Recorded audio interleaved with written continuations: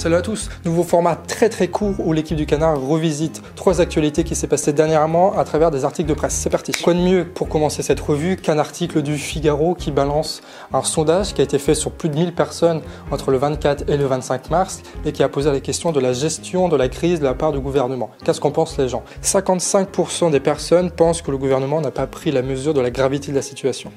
70% des personnes pensent que le gouvernement ne dit pas la vérité et qu'il est très flou dans sa manière de gérer tout ça. 75% des personnes dites ne pas être rassurées, de trouver incapable le gouvernement d'équiper convenablement les hôpitaux et les soignants. Et écoutez bien, ils sont 80% à estimer que le gouvernement ne sait pas où il va.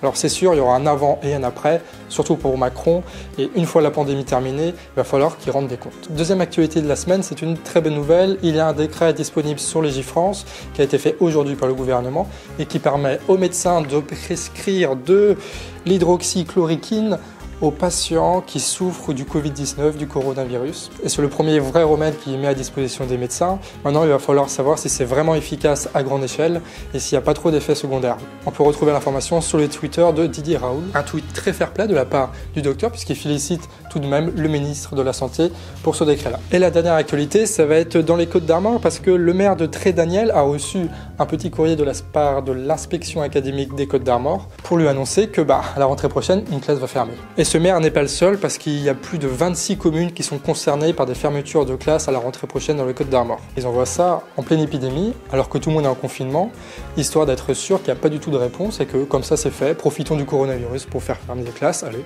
pourquoi pas. Heureusement d'ailleurs que le gouvernement, lui, est beaucoup plus sérieux sur le sujet et qu'il ne profite pas du coronavirus pour faire passer des 49.3 ou pour détruire le code du travail, quoi. Heureusement qu'au moins là-dessus, le gouvernement il est irréprochable.